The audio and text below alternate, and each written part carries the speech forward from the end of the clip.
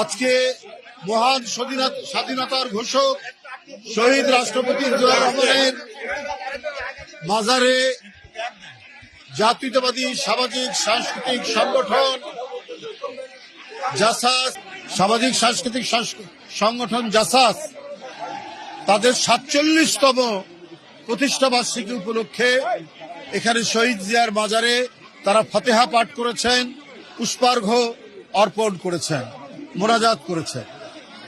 জাসাস শহীদ রাষ্ট্রপতি জিয়াউর রহমান এটা গঠন করেছিলেন দেশীয় সংস্কৃতির চর্চা এবং বিকাশ, অনুশীলন এবং আধিপত্যবাদী সংস্কৃতি যারা আমাদের দেশজ সংস্কৃতিকে গ্রাস করতে চায় সেটাকে প্রতিহত করার জন্য। এই জাসাসে আপনারা জানেন একসময় বিখ্যাত মানুষরা যারা এই জাসাসের জন্মলগ্নের সাথে জড়িত ছিল, বিখ্যাত কবি আল মাহমুদ, বিখ্যাত গীতিকার লোকমান হোসেন ফকির, বিখ্যাত গীতিকার মনিরুজ্জামান মনির, যারা এই জাসাসের সংগঠনের সাথে জড়িত। এবং আপনারা জানেন যে বাংলাদেশের একজন প্রখ্যাত অভিনেতা, নামকরা যিনি নায়ক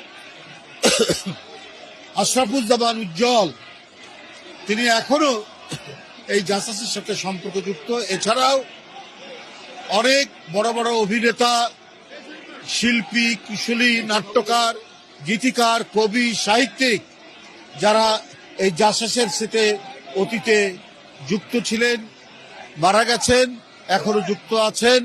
আমাদের বাবুল আহমেদ সহ মালেক আব্দুল মালেক, বাবুল ভাই, এরা জাসাসের নেতৃত্ব দিয়েছেন। এরপরে হেলাল খান এবং রোকন, তারা এখন নেতৃত্ব দিচ্ছেন। আজকে জাসাস যে পর্যায়ে উপনীত হয়েছে এটি একটি গর্বের বিষয়, এটি একটি অহংকারের বিষয়। আমার বিশ্বাস আজও আধিপত্যবাদের ছায়া বিস্তৃত আছে। আজও অনেকে চায় বাংলাদেশের সার্বভৌমত্ব, স্বাধীনতা এটিকে বিলীন করে দিতে।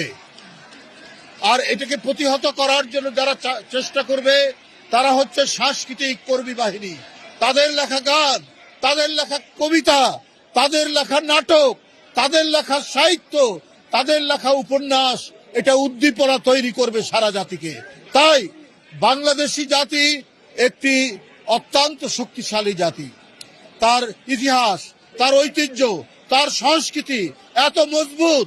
আমাদের পদ্মা, মেঘনা, যমুনা, শীতলক্ষা এর মধ্যে দিয়ে গড়ে ওঠা আমাদের হাজার বছরের এই সংস্কৃতিকে পুরো আধিপত্যবাদী সংস্কৃতি এটাকে বিলীন করতে অতীতেও পারেনি, ভবিষ্যতেও পারবে না। আমি জাসাসের ৪৭তম প্রতিষ্ঠা বার্ষিকীতে আজকে এই অঙ্গীকারই আমরা করছি।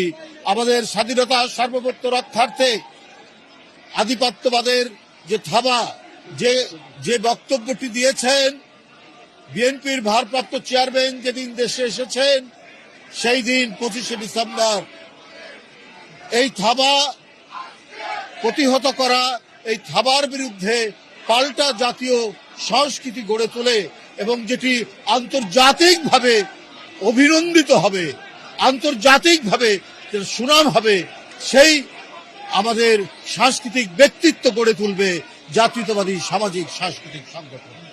তাই বন্ধুরা আমার, আপনাদের কাছে আমি ৪৭তম প্রতিষ্ঠা বার্ষিকীতে শহীদ জিয়ার বাজারে জাতীয়তাবাদী সামাজিক সাংস্কৃতিক সংগঠনের আজকের যে কর্মসূচি, সেই কর্মসূচির সাফল্য কামনা করছি। এবং আপনাদের এই র্যালি এখানে এই মাজারে পুষ্পস্তবক এবং দোয়ার পরে তারা এখন র্যালি করবে। আমি সেই র্যালির উদ্বোধন করব। আপনাদের এখানেই আমি র্যালির, জাসাসের র্যালির শুভ উদ্বোধন ঘোষণা করছি।